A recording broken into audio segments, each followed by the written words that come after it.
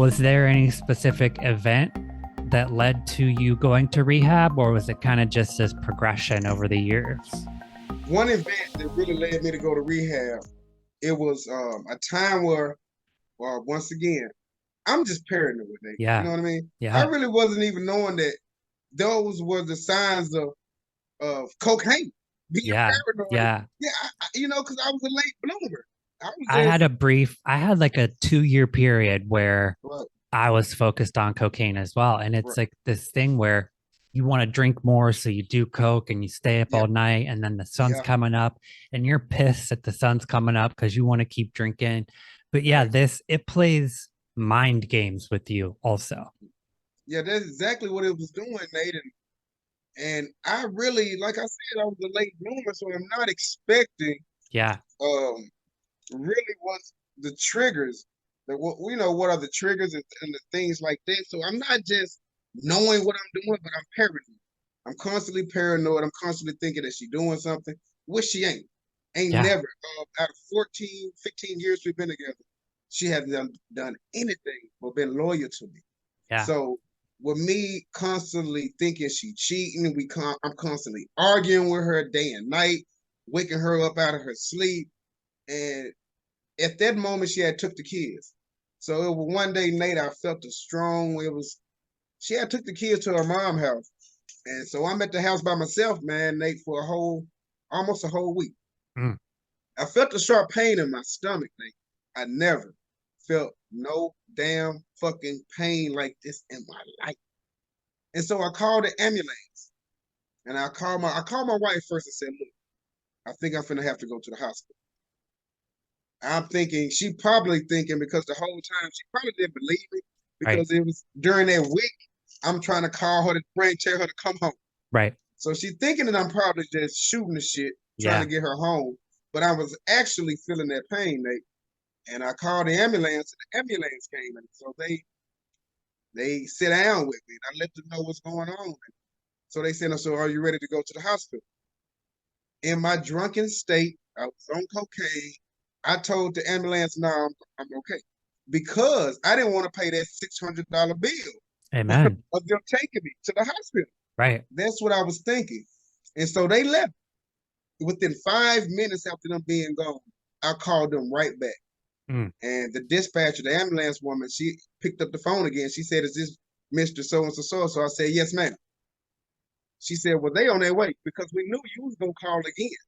So Damn. they was already on their way. So when I got in there, they took me to the hospital. They X-rayed my stomach. Ulcer in my stomach had exploded Wow. from drinking, from the drinking. And they basically told me that I needed emergency surgery right there on the spot. Wow. And when I got out of that surgery, Nate, that was like the real eye opener. That was one of the things that really just brought me to the conclusion, like this shit here, man. This it's for the birds, Nate. That's right. So then did you go straight to rehab, or did you go back to drinking after recovery from the surgery? I told myself, okay, I'm not going to drink any more Bud Lights. I'm Uh-huh. just gonna drink Coronas. I'm gonna drink the expensive. You know what I'm saying? The So good stuff. I tried to still skip around it, and so I'm buying Coronas. I'm Wow. buying Coronas every time I get paid. Maybe the premium beers would hurt my stomach, you know.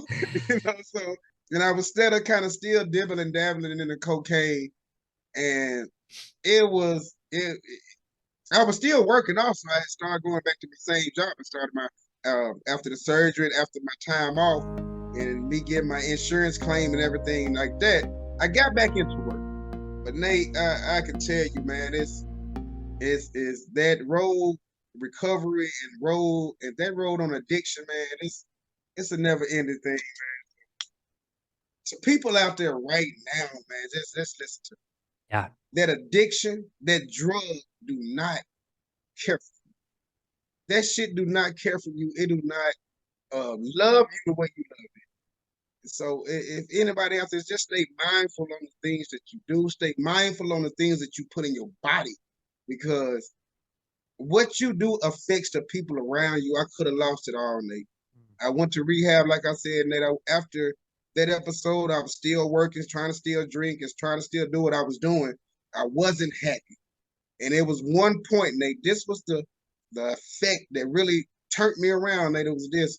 My daughter had came in the house one day, and I seen her looking at me. She didn't know I was looking at her. She thought I was asleep. And she just shook her head like, Wow. here we go again type of situation. Right. And right after that, the next day I called the facility. I let them know my situation. And I went in, I did the 30 days.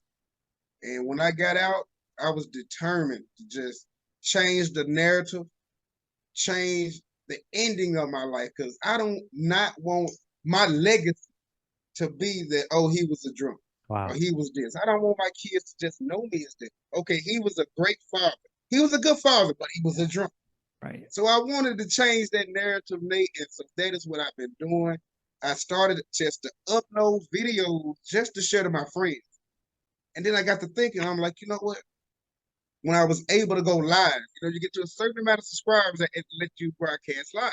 Right. So when I started to go live, I'm like, you know what? Let me get everything together and try to have guests on the show. And I started reaching out to people, and they started reaching out to me, and we started to go live, and everything just took off from that day. That's amazing. So what's your sobriety date, Mr. Showoutt?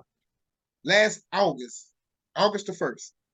August 1st, 2021. Mm-hmm. That's awesome. Was the treatment center you went to, was it 12-step focused? Yeah, it was 12 steps. It Yeah. was basically 12 steps, and it housed women and men.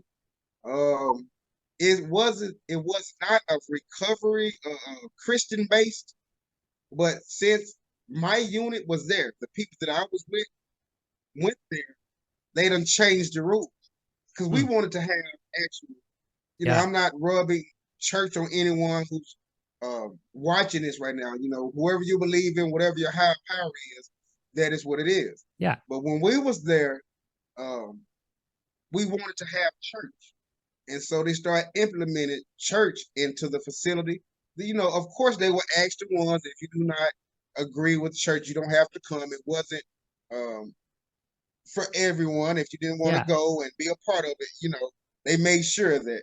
So, but they said ever since then, that's what they do every Sunday now. They have a little segment of church in there. So I still talk to all the sponsors there. I still talk to the staff. I even have some of the staff. They done been on my show as well, and I have a few of them on the show.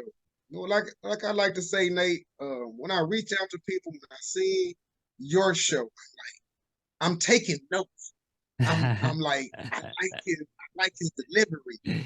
I need to, because I'm new to this YouTube Yeah. stuff, That's and so exactly I'm what in I did. school right now, Nate. This is my second semester. I'm back in school. Um, I'm trying to get my master's in drug and alcohol counseling. I just finished this semester with 3 A's and 2 B's. It's my second Hell semester back yes. in. So I'm jumping back in, and hey, I'm hitting the ground running. And I be showing the staff and the presidents at the college my videos, and they be like, man, you do all these edits and things yourself? I said, yeah, I do. I'm a one-man show. One man They say, are show. you sure you want to do it on YouTube at Mr. Showoutt TV? And that's my logo. You see the logo at the back? That's Yeah. me.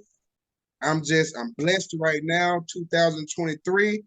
Share with the listeners maybe one or two things that you would say for people who are in early recovery, maybe first week, first 2 weeks to help them get through that difficult time.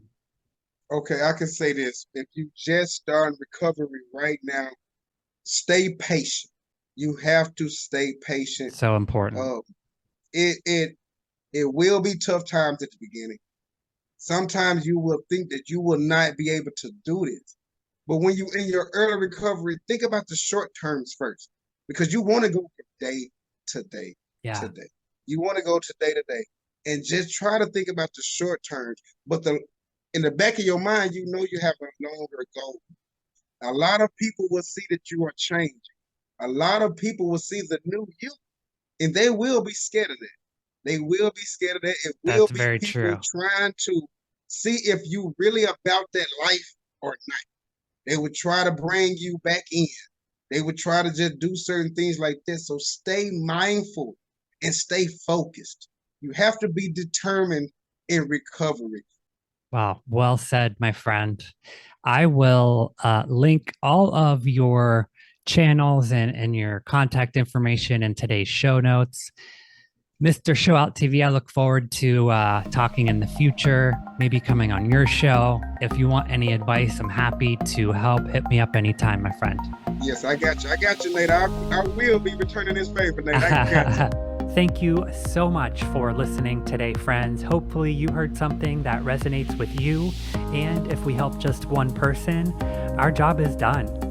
Make sure you check today's show notes for all the information discussed in the episode and how to connect with our guest. And as always, check us out at thesobrietydiaries.com, youtube.com/Nate Kelly, and on Instagram at the Sobriety Diaries Pod. Please head over to Apple Podcasts and rate and review the show, friends. It truly helps other people to find the show, and in turn, we can help more people. Until next Wednesday, try your best not to drink and be good to yourselves. Bye, everyone.